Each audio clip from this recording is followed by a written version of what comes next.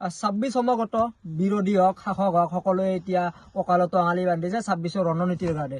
কাৰণ 26 চনৰ এই পহিলা যিটো জানুৱাৰীৰ পৰাই হয়তো প্ৰতিটো দলে নিৰ্বাচনী তেওঁলোকৰ প্ৰচাৰ চলাব। এতিয়া 26 সমাগত আমাৰ মাজত আছে কংগ্ৰেছ দলৰ 14 নং গোৱালপাৰা পূব গোৱালপাৰা বিধানসভা সমষ্টিৰ কংগ্ৰেছ দলৰ টিকেটৰ প্ৰত্যাশী আব্দুল কাদেৰ। মই তেখেতৰ পোনে মই তেখেতক স্বাগতম জনাইছো। দাদা কেনেকুৱা 26 সমাগত কেনেকুৱা ৰণনীতি? 2026 কাৰণত জোৰদাৰ প্ৰচাৰ চলিছে আৰু চলাম বুলি ভাবি আছো।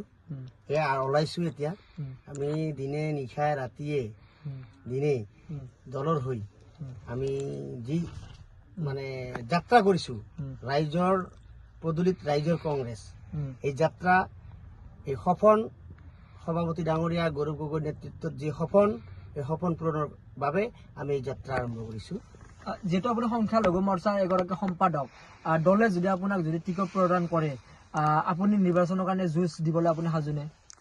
যদি দলে মোক টিকটখন প্ৰদান কৰে আৰু সংখ্যালঘু বিভাগ তৰফৰ পৰা মোক বিপুল সঁহাৰি আছে, মোৰ ওপৰত আশ্বাস বিশ্বাস আছে আৰু আশা কৰোঁ মই যুঁজ এখন হ'ব আৰু সেই যুঁজত মই জয়ী হ'ম বুলি মোৰ এটা দৃঢ় বিশ্বাস আছে।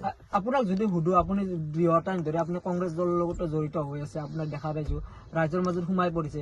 এবাৰ 26ত ৰাইজ কেনেকুৱা কংগ্ৰেছৰ প্ৰতি আগ্ৰহী যে মুখ্যমন্ত্ৰী গৌৰৱ গগৈ বা 26ত অসমত চৰকাৰ হ'ব নেকি কংগ্ৰেছৰ? চাওক,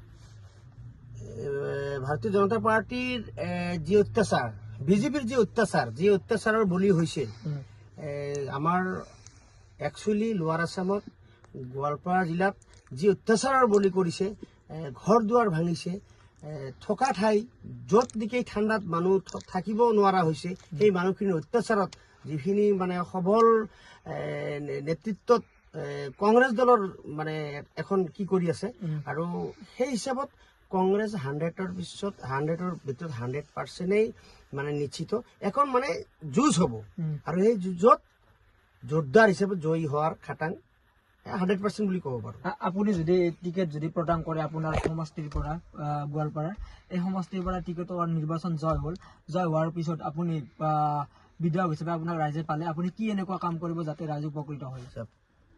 ৰাইজৰ কাম বহুত কৰিবলগীয়া আছে। আমি আছিলোঁ দুদিনীয়া সমষ্টিৰ অন্তৰ্গত। 1947 চনত ভাৰত স্বাধীন হৈছিল। ভাৰত স্বাধীন হোৱাৰ পিছৰ পৰা আমি এনেকুৱা স্বাধীন পোৱা নাছিলোঁ ৰাজনৈতিকভাৱে এজন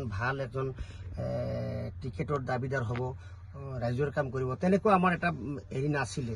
তো এইবেলি 2026ত ওপৰৱালাৰ তৰফৰ পৰা যিয়ে নহওক আমি এনেকুৱা এটা অধিকাৰ পাইছোঁ, সেই অধিকাৰত আমি 70,000 পৰা 80,000 ভোটাৰৰ মাজত মই অকলেই এজন টিকেটৰ দাবীদাৰ হৈছোঁ আৰু আশা কৰোঁ হাইকমাণ্ডে মোক টিকেট দিব আৰু মই ৰাইজৰ কাম কৰাত মানে আগুৱাই যাম।